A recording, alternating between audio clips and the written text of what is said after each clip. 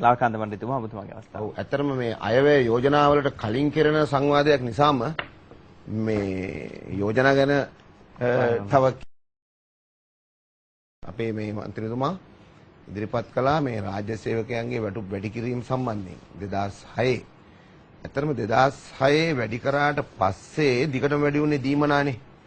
වැඩි කරගත්තේ කියන්න පුළුවන් වැඩි උනේ කියන්න පුළුවන් දුන්න අපිට කියන්න පුළුවන් සටන් කරලා ගත්තා කියලා ඔබතුමාට කියන්න පුළුවන් දුන්නා කියලා කොහොම හරි එකතු වෙලා දැන් වෙනකොට 20950ක් තියෙනවා රාජ්‍ය සේවයේ අවම කෙනෙක් අතට ගන්න ගාන. කියන්නේ කැපෙන්නේ නැතුව එනවා කියලා අපි හිතුවොත්. දැන් හැබැයි පෙන්ෂන් යන කෙනාට සලකන්නේ 11730යි. කියන්නේ එයාගේ පඩිය. ඒතර 20ක් අතර ගත්තට එයාගේ පෙන්ෂන් එකට මේක සම්බන්ධ වෙන්නේ නැහැ. ඒ නිසා දැන් අපේ ඉල්ලීමක් තියෙනවා මේ පාර අයවැයෙන් ආණ්ඩුවට අපි ඉදිරිපත් කරලා තියෙනවා මෙන්න මේ දීමනා ටික පඩියට එකතු කරන්න කියලා. දැන් මේක වුණා 2006 අයවැයේදී. 2006 අයවැය මහින්ද රාජපක්ෂ මහත්තයා මුල්ම වරට ඉදිරිපත් කරනකොට තිබුණු දීමනා ටික ඔක්කොම පඩියට එකතු කරා. දැන් එදා ඉඳන් දැන් ඇවිල්ලා 2006 ඉඳන් ඇවිල්ලා දීමනා ප්‍රමාණයක් දැන් ආපහු තියෙනවා. දැන් ඒ ටික ආපහු එකතු කරන්න කාලේ ඇවිල්ලා තියෙනවා. එහෙම එකතු කරන්න ආණ්ඩුව කල්පනා කරනවා නම් ඒක ලොකු ජයග්‍රහණයක් බවට පත් වෙනවා. එතකොට අපි දැන් මේකට පොඩි ෆයිට් එකක් දෙමින් ඉන්නේ. මේක ගැන මතයක් හදමින් ඉන්නේ. කතා කරමින් ඉන්නේ. සාකච්ඡාවක් ගෙනල්ලා තියෙන්නේ.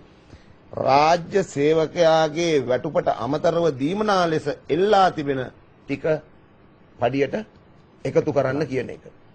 ඊළඟට දැන් පෞද්ගලිකාංශ පැත්තෙන් ගත්තම මේ ඔය කටුනායක වෙළඳ කලාපය, බියගම වෙළඳ කලාපය මේ වගේ වෙළඳ කලාප මේ පටන් ගන්න අවධියේ යම් අදහසක් තිබුණා මේ වෙළඳ කලාප සේවකීන්ට නේවාසිකාගාර පහසුකම් රජයේ යම් කිසි සම්බන්ධයක් ඇතුව ස්ථාපිත කරනවා කියලා.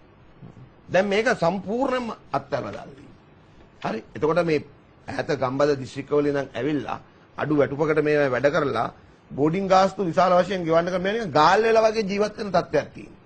ඇත්තටම මේ අය අපි සලකනවා නම් රටට දැවැන්ත ආර්ථිකයට දායකත්වයක් දෙන විශාල පිරිසක් කියලා රජයේ ගන්න ඕන ඔය මොකද්ද කියන වචනේ පොතේ තියෙන එතුමච්චිව මාත් කියන්නේ ඒත් අපි તો පැල්පත් නිවාස කියලා. ඒ පැල්පත් නිවාස සම්බන්ධයෙන් අවධානය යොමු කරන්න ඕන. ඒ වගේම ඇත්තටම මේ යම් කිසි අවසන් තප්පර රජයේ මැදිහත් වෙච්ච බෝඩින් ක්‍රමයක් හරි. එහෙම නැත්නම් ඒගොල්ලන්ට ඊට අදාළ කරන යම් කිසි ප්‍රතිපාදනයක් හරි. එහෙම නැත්නම් ඒ සම්බන්ධයෙන් වන පෞද්ගලික ආයතන වලට ඇති කරනු ලබන නීතිමය තත්ත්වයක් හරි. ඒ පහසුකම් ලබා දීමට අදාළව ඇති කිරීම අත්‍යවශ්‍ය කාරණයක් වෙලා තියෙනවා. මොකද අද කීයක් හරි හම්බ කරගන්න එක ඒ වටේ දැවැන්ත රසා කෑමකට ලක් වෙනවා මේ සේවකයෝ. ඉතින් ඒ නිසා ඔය පෞද්ගලිකාංශ විශේෂයෙන් මේ වෙළඳ කලාපවල ඉන්න අයට මෙන්න මේ පහසුකම් ලබා දීමට අවශ්‍ය යෝජනාවක් අපි අයවැයට ඉදිරිපත් කරලා තිබෙනවා. ඉතින් ගොවි, දීවර ආදී හම්කරු රාජ්‍ය පෞද්ගලික වතු. මේ වතු එකෙත් ගත්තොත් ජනාධිපතිතුමා දිගටම කියපු එකක් මේ වතු වල තාම මේ ලයින් කාමරවල ඉන්න අයට නිවාස නැති අය ඉන්නවා. ඉඩම් කෑල්ලක් දීලා නැහැ. ලයින් කාමරවල ඉන්නවා. ඒතර ඒ අයට ඉඩම් කෑල්ලක් නිවසක් ඉදි කර ගැනීමට අදාළ ලබා දීම අත්‍යවශ්‍ය කාරණයක් බවට පත් වෙලා තියෙනවා. ඉතින් ගිය පාර අයවැය පොරොන්දුකුත් මතක් කරන්න ඕන අවසාන වශයෙන්. අවසන් කරනවා. ගිය පාර අයවැය ජනාධිපතිතුමා කිව්වා රාජ්‍යංශේ පෞද්ගලිකාංශේ වැටුප් විෂමතාවයන් තිබෙනවා. නව තත්ත්වයන්ට මේවා ගලපන්න ඕන. ඒ සඳහා මම වැටුප් කොමිසමක් ස්ථාපිත කරනවා කියලා පාර්ලිමේන්තුවේ හිටපු ඔක්කොම කට්ටිය අත උසලා සම්මත කරා. ආණ්ඩුවේ. නමුත් ඒ වැටුප් කොමිසම අද තාම වෙනකන් ආවේ නැහැ. දිගින් දිගට අපි පහුගිය කාලේ මේ සම්බන්ධයෙන් සිහිපත් කළා. වැටුප් කොමිසමක්වත් ආණ්ඩුව දුන්නේ නැහැ. පහුගිය අයවැය පොරොන්දු එහෙම් පිටින්ම මට්ටම් කරලා දාලා තියෙනවා.